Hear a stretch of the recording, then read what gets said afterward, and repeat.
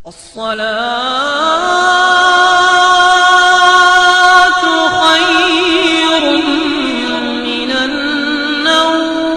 ताला ने हमें इल्म दिया है, फन दिया है, फिक्र दी है, आगही बख्शी है। अल्लाह ताला ने हमें शऊर बख्शा है। वो मालिक हम सबों के दरमियान एक हम सबों का आका जनाब मोहम्मद रसूलुल्लाह सल्लल्लाहु अलैहि वसल्लम हम सबों की हिदायत के लिए भेजा। कुरान, नमाज, रोज़ा, हज व ज़कात व खैरात, ये सारी चीज़ें मेरे आका सल्लल्लाहु अलैहि वसल्लम तशरीफ़ लाए। हमें कुरान दिया, हमें नमाज दी, हमें रब का पता दिया, हमने सब कुछ माना। कुरान दिया, हमने माना, नमाज दिया, हमने ले लिया, रोज़ा हमें दिया, हमने ले लिया। गोया के अहकाम शरीया से सरकार दो आलम सल्लल्लाहु अलैहि वसल्लम ने जो कुछ भी अता फरमाया हम सबों ने ले लिया। वैसे कुरान फरमाता भी है कि मा आताकुमुर रसूल फखुज़ूहु व मा नहाकुम अन्हु फंतहू, जो रसूल दें उसे ले लो और जिस चीज़ से रोक दें उससे रुक जाओ। यही शरीयत है, यही कानून है, यही दीन है। आइए ज़रा सा हम देखते हैं, चूँकि हमें वही करना है जो मुस्तफ़ा ने किया है। कह दो सुभान अल्लाह। हमें वहीं जाना है जहाँ नबी ने जाके बता दिया है। आइए तारीख उठाइए। मेरे आका सल्लल्लाहु अलैहि वसल्लम की ज़ात अक़दस है। मक्के की गली से गुजरते हुए जब आगे बढ़ते हैं तो माँ की कब्र पे नज़र पड़ती है। कह दो सुभान अल्लाह। सरकार दो आलम सल्लल्लाहु अलैहि वसल्लम की नज़र माँ की कब्र पर पड़ी। नबी के दिल में ख्याल आया कि माँ की कब्र पे हाजिरी हो जाए। नबी पाक सल्लल्लाहु अलैहि वसल्लम के जब दिल में ख्याल आया कि माँ की कब्र पे हाजिरी हो जाए तो रब्बे कायनात जिब्रील अमीन को हुक्म देता है, ए जिब्रील, मेरा महबूब अपनी माँ की कब्र पे जाना चाहता है, जा और उन्हें उनकी कब्र पर ले जा। कह दो सुभान अल्लाह। हजरात, कब्रों पे जाना कैसा है आप देखिए और समाज कीजिए। इंशाअल्लाह ताला हमें उम्मीद है कि आप बिल्कुल कब्रों पे जाएंगे और दलील लेते चलिए। कौन लोग हैं जब बोलिए खामोश रहने के लिए। नबी पाक सल्लल्लाहु अलैहि वसल्लम की बारगाह में जिब्रील अमीन तशरीफ लाते हैं, सलामी पेश किया, या रसूलुल्लाह सल्लल्लाहु अलैहि वसल्लम माँ की कब्र पे चलना चाहते हैं, तशरीफ ले चलिए। कह दो सुभान अल्लाह। कहाँ जा रहे हैं? माँ की कब्र पे जा रहे हैं। कौन ले जा रहा है? जिब्रील ले जा रहे हैं। जा कौन रहा है? मुस्तफ़ा जा रहे हैं। नबी पाक सल्लल्लाहु अलैहि वसल्लम माँ की कब्र पे जाते हैं और अपने दोनों हाथों को जब बुलंद करना चाहा तो जिब्रील अमीन ने मना फरमाया। कहा, या रसूलुल्लाह सल्लल्लाहु अलैहि वसल्लम, आप अपने दोनों हाथों को बुलंद मत कीजिए। वहीं पे कुछ जो यहाँ नियत बांधते हैं, आमीन जोर से कहते हैं, लिखने वालों ने लिखा। नौजुबिल्लाहि मिन ज़ालिक, नबी की माँ इस लायक नहीं थी, इसीलिए जिब्रील अमीन ने मना फरमाया। लेकिन नहीं दोस्तों, आओ तारीख पढ़ो तो बात समझ में आएगी। हम जहाँ पे आपको बताना चाहते हैं, हैते अल्लामा शमसुद्दीन फरमाते हैं कि बात ये नहीं थी, बल्कि मामला ये था कि इस्लाम अभी इब्तदाई दौर से गुजर रहा था। सरकार दो आलम सल्लल्लाहु अलैहि वसल्लम के दामन करम से चंद हजरात अभी दामन में मेरे सरकार के सिमटे थे। जिब्रील अमीन ने इसलिए मना फरमाया कि या रसूलुल्लाह सल्लल्लाहु अलैहि वसल्लम, अगर आपने हाथ उठा करके दुआ मांग दी तो कल ये कुफारे मक्का ताना देंगे और कहेंगे कि नबी की माँ उस वक्त बख्शी गई जब नबी ने अपनी माँ की मगफिरत के लिए दुआ मांगा था। या रसूलुल्लाह सल्लल्लाहु अलैहि वसल्लम, आपको दुआ मांगने की जरूरत नहीं है, आपकी माँ तो बख्शी बख्शाई है। कह दो सुभान अल्लाह। है अल्लामा जलालुद्दीन सयूती रहमतुल्लाह तआला इरशाद फरमाते हैं, मामला ये था, लेकिन लिखने वालों ने लिखा कि नौजुबिल्लाहि मिन ज़ालिक, नबी की माँ इस लायक नहीं थी, इसीलिए जिब्रील अमीन ने मना फरमाया था। और तारीख उठाइए, पढ़िए, आपके इस बात को भी और वाज़ेह कर देता हूँ कि मेरे आका सल्लल्लाहु अलैहि वसल्लम का मामला क्या था। है अल्लामा जलालुद्दीन सयूती रहमतुल्लाह तआला ने फरमाया कि मामला ये था कि इस्लाम अभी इब्तदाई दौर से गुजर रहा था, इसीलिए जिब्रील अमीन ने मना फरमाया कि कल कहीं कुफारे मक्का ताना न दे, या रसूलुल्लाह सल्लल्लाहु अलैहि वसल्लम, आपको हाथ उठाने की जरूरत नहीं है। और अगर बात समझ में ना आई हो तो आइए, एक सहाबी रसूल है हजरत अनस बिन मालिक या मालिक बिन अनस, फरमाते हैं उन्होंने अपनी एक लौंडी को दस्तरखान दिया धुलने के लिए, कहा ले जाओ इसे धुल करके लेके आ जाओ।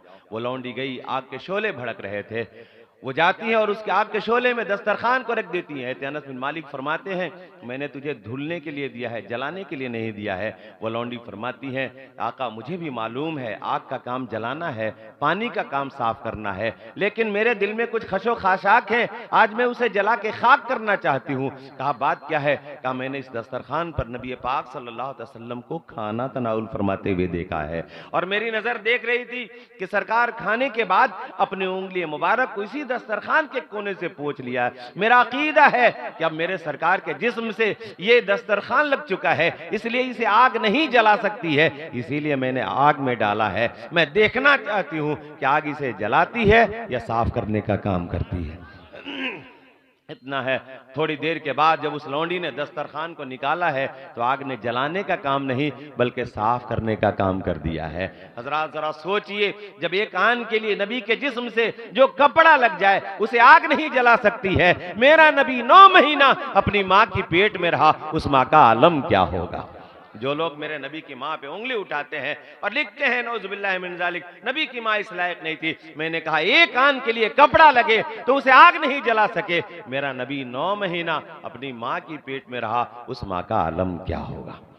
हजरात पता ये चला, मैंने अपने आका सल्लल्लाहु अलैहि वसल्लम को माँ की कब्र पर देखा। कह दीजिए सुभान अल्लाह। कहाँ देखा? माँ की कब्र पे देखा। और आइए जरा सा, अब हम लोग अपने माँ बाप की कब्रों पे जाएंगे कि नहीं जाएंगे, जरा बोलिएगा। नबी तशरीफ ले गए, हम भी जाएंगे। आइए तारीख पढ़िए और देखिए तो बात समझ में आती है। मैंने कहा दोस्तों, आज जहां हम लोग उर्स मनाते हैं, फातिहा पढ़ने जाते हैं, बुजुर्गों की बारगाह में जाते हैं, लोग कहते हैं जाना शिर्क है, बिदअत है, लेकिन आइए तारीख पढ़िए। जहां हम सारी चीजें पढ़ने के बाद दोस्तों, ये जमात वाले लोग घूम घूम करके जहां हम सबों को वरगलाते हैं और बड़ी एक अच्छी चीज दिखा करके हम सबों को मोड़ लेते हैं। आज अमल की दुनिया में आज उन्हें उठाकर देखो तो आज नमाज वो लोग पढ़ रहे हैं, हम अमल की दुनिया में पीछे हैं। अगर हम भी नमाज पढ़ने लगे तो हमारा हाल ये है कि हमारी नमाज कबूल ही कबूल है। लेकिन हाल हम लोगों का कुछ बेहाल हो गया है। हम लोग फातिहा ज्यादा करते हैं, कुरान खानी ज्यादा करते हैं, हम लोग चादर वगैरह ये सब मामलात में बहुत आगे चले गए हैं, लेकिन अमल की दुनिया में हम लोगों का हाल ये है कि हम लोग बहुत पीछे आ गए हैं। नमाज से हमें दूरी है, हमें इस तरह दूरी है कि मत पूछिए, अगर आजान हो तो हम लोग दूर दूर भागते नजर आते हैं। आइए तारीख पढ़िए।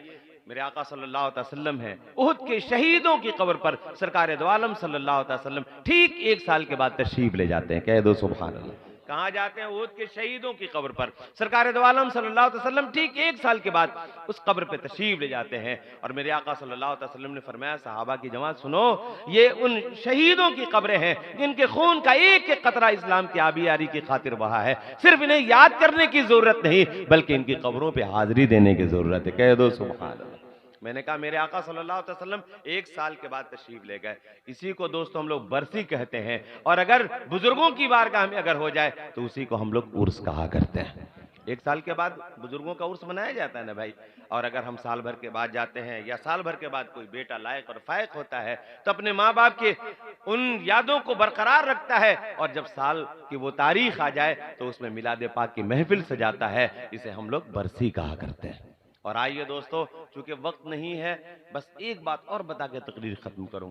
हमारे यहाँ एक चीज है, हम लोग बुजुर्गों की बारगाह में जब जाते हैं तो लोग कहते हैं ये मांगने जा रहा है। अगर अजमेर शरीफ के लिए आप रवाना हो जाएं तो पूछता है क्या बात है भाई, लगता है अजमेर मांगने जा रहे हैं। और धड़ल्ले से हम लोग कहते भी है कि हाँ जाना है और अल्लाह वाले की बारगाह में अपनी हाजिरी देकर कुछ मन्नतें हैं जो मांग लेनी है, तो हम लोग कहते भी हैं कि मांगने जा रहे हैं। आइए जरा सा ये मांगना कैसा है इसे भी समझ लीजिए। इमाम शाफई रहमतुल्लाह ताला अलैह फरमाते हैं कि जब मसाइल का मैं इस्तिखराज और इस्तिंबात करता और बात समझ में नहीं आती तो मैं इमाम आजम की कब्र पे चला जाता। कह दो सुभान अल्लाह। कहाँ चला जाता? इमाम आजम की कब्र पे चला जाता। हजरात जरा सोचने चाहिए, वक्त के इमाम है और उस इमाम का आलम यह कि कब्र पे होना तो ये चाहिए कि मस्जिद में जाते सजदा करते, रब की बारगाह में पेशानी रख करके और रब की बारगाह में अपने दोनों हाथों को फैला करके मांगते, रब दे देता। लेकिन दोस्तों ज़ाहिर रब्बे कायनात ने डायरेक्ट कुछ दिया ही नहीं। नमाज दिया है नबी के वसीले से, रोजा दिया है नबी के हाथों, हज दिया है नबी के हाथों, ये सारी चीजें मिली हैं नबी के हाथों। यहां तक के दोस्तों जन्नत का पता, अर्श का पता, लौह का पता, कलम का पता, ये सारी चीजों का पता अगर दिया है तो नबी के हाथों। यहां तक कि खुदा ने अपना भी पता दिया है तो नबी के हाथों। एक शायर कहता है, बस एक देखने वाले का कहां मान लिया है, बिन देखे तुझे हमने खुदा मान लिया। तो यहां हाल ये कि हम देखे नहीं, नबी के कहने पे हम खुदा को खुदा मानते हैं, जन्नत को जन्नत मानते हैं, अर्श को अर्श मानते हैं, लौह कलम ये सारी चीजें हैं नबी के कहने पे मान लिया।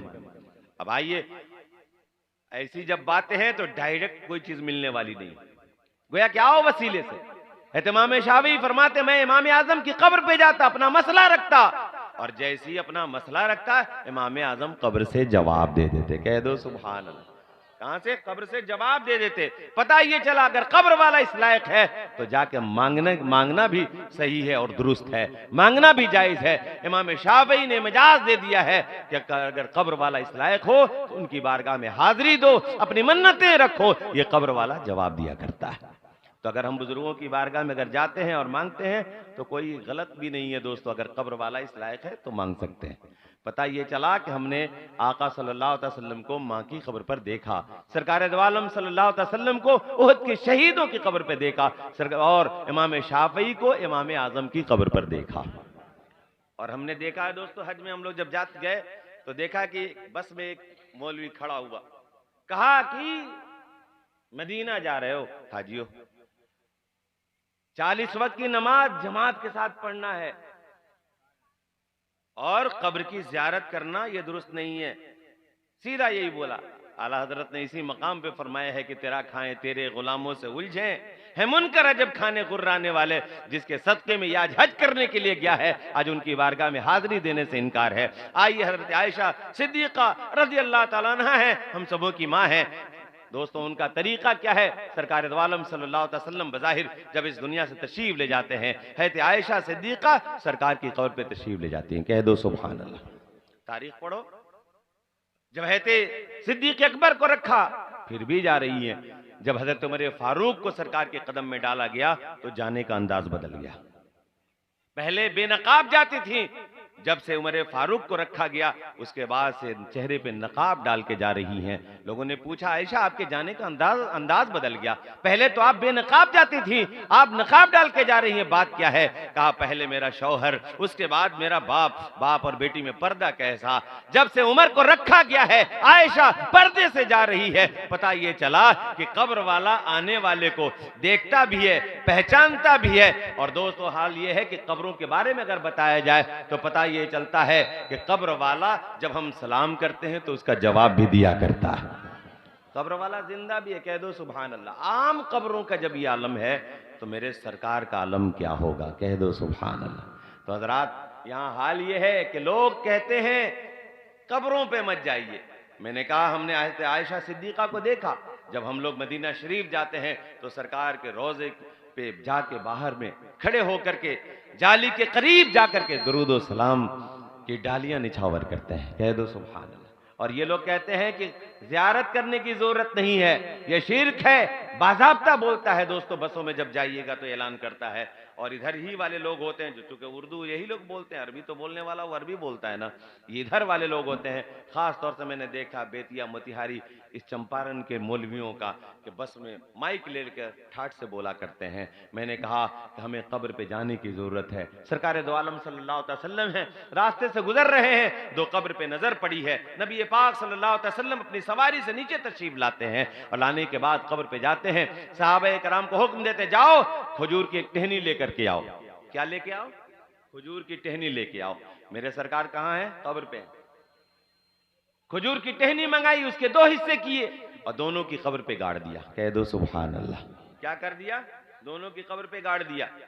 सहाबा कराम ने पूछा या रसूलल्लाह सल्लल्लाहु अलैहि वसल्लम बात समझ में नहीं आई, आप सवारी पे थे, आप नीचे तशरीफ लाए, फिर इनकी कब्र पे आकर आपने खजूर की टहनी मंगाई और ये दोनों के ऊपर कब्र, इनकी कब्रों पे टहनियां गाड़ दी हैं।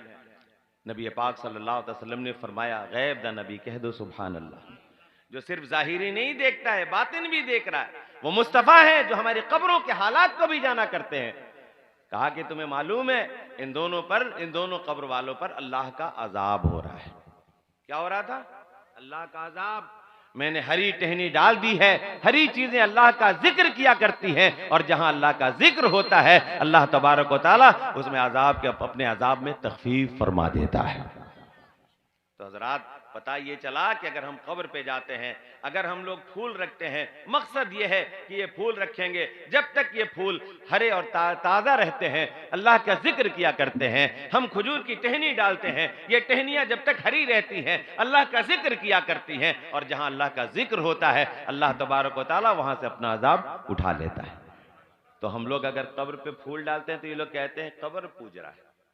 हमारे कह रखने का मकसद क्या है? मैंने कहा मेरे सरकार ने फरमा दिया, पता ये चला ये चीज़ें डालने की ज़रूरत है। कब्रों पे अगर सब्जियां हो उसे उखेड़ने की ज़रूरत नहीं है, रहने देने की ज़रूरत है, इसलिए कि ये सब्जियां हरी हैं और हरी चीज़ें अल्लाह का जिक्र करती हैं। तो हज़रात, ये चंद बातें मैंने आपके सामने रखी, चूंकि वक्त नहीं है कि मजीद गुफ्तगू किया जाए। हाँ, इतनी बात ज़रूर जान लीजिए कि हर इंसान अपनी कब्र में जिंदा है। कह दो सुभान अल्लाह। चाहे वो मोमिन हो या काफिर हो या जो भी हो, इसलिए कि अज़ाब कब्र और सवाब कब्र हक है। अगर अब बात आई किताबों में, जब एक बात और सुन लीजिए, जब कोई जाने वाला कब्र पे जाता है तो कब्र वाला आने वाले के कदमों की चाप को भी सुना करता है। जो कदम में जो आवाज होती है उसको भी सुना करता है। और जब ये सलाम करता है तो कब्र वाला जवाब देता है। कह दो सुभान अल्लाह। जिंदा है कि नहीं जिंदा है? ये सुनता भी है और बल्कि आने वाले को पहचानता भी है। अब आप सोचिए कि वो कब्र वाला जिंदा है कि नहीं। कदमों की चाप को भी सुना करता है, देखता भी है, सुनता भी है और कब्र से सलाम का जवाब दे देता है। और दोस्तों, सलाम तो उसी के लिए न, सलाम किसको किया जाए जो हमारे सलाम का जवाब दे। हम लोग जाकर के ऐसी चीजों को थोड़ी जाके सलाम करेंगे, पत्थरों को जाके, पहाड़ों पे जाकर के हम थोड़ी कहेंगे उसको सलाम करेंगे। बल्कि दोस्त नहीं, सलाम उसे किया जाता है जिसके अंदर जवाब देने की सलाहियत हो, और यकीनन ये कब्र वाले जवाब दिया करते हैं। किताबों में बताया जाता है कि जब कोई जाने वाला जाता है तो वो पहचानता है कौन आया, बेटा आया, भाई आया, पड़ोसी है, रिश्तेदार है, पहचानते भी उनकी रूहें खुश हो जाती हैं। कह दो सुभान अल्लाह। इसलिए अपने माँ बाप की कब्रों पे जानी चाहिए, फातिहा पढ़नी चाहिए, दुरूद शरीफ की कसरत करनी चाहिए, जाके उनकी मगफिरत की दुआ मांगनी चाहिए। अपने भी मगफिरत की दुआ मांगो, उनकी भी मगफिरत की दुआ मांगो, इसलिए कि हम लोग तो गुनहगार ही है। लेकिन अगर कोई किसी के लिए मगफिरत की दुआ मांगता है, अगर रो रो कर गिड़गिड़ा करके दुआएं मांगता है, अल्लाह बख्शने वाला है, करम करने वाला है। तो हमें जरूरत इस बात की है कि हम कब्रों पे जाएं और उनके बारगाह में जाने के बाद जाके चुपचाप खड़े नहीं रहें, बल्कि कुछ पढ़ें, दुरूद से, कलमे तैयबा से, कुरान शरीफ से अगर पढ़ पढ़ करके उनके लिए अगर हम करते हैं तो यकीनन उनको फायदा पहुंचता है। अगर अल्लाह ने उन्हें अच्छी हालत में रखा है तो उनके दर्जात बुलंद कर देता है, और अगर बुरे हाल में है तो एक घड़ी आती है कि आप बार बार अगर कीजिएगा तो एक घड़ी आती है कि अल्लाह ताला उसे माफ फरमा देता है। तो अगर बेटा लायक और फायक हो तो अपने माँ बाप की बख्शिश करा सकता है। कह दो सुभान अल्लाह। अगर ईमान पे खात्मा हुआ तो बेटा अगर चाहे, इसलिए कि बेटा भी से नेक बेटा सदक़े जारिया, नेक औलाद सदक़े जारिया है। तो हजरात, हमें और आपको ज़रूरत है कि हम लोग वो काम करें। इंशाअल्लाह ताला फिर कभी मौका मिला तो तफसीली गुफ्तगू की जाएगी। ये चंद बातें मैंने कही हैं, कहने सुनने में कोई गलती या भूल चूक हो गई हम भी पढ़ते हैं, आप भी पढ़ लीजिए। अस्तगफिरुल्लाह रब्बी मिन कुल्लि ज़ंबि व अतूबु इलैहि, ला इलाहा इल्लल्लाहु मुहम्मदुर रसूलुल्लाह सल्लल्लाहु अलैहि वसल्लम। खूब की सैरे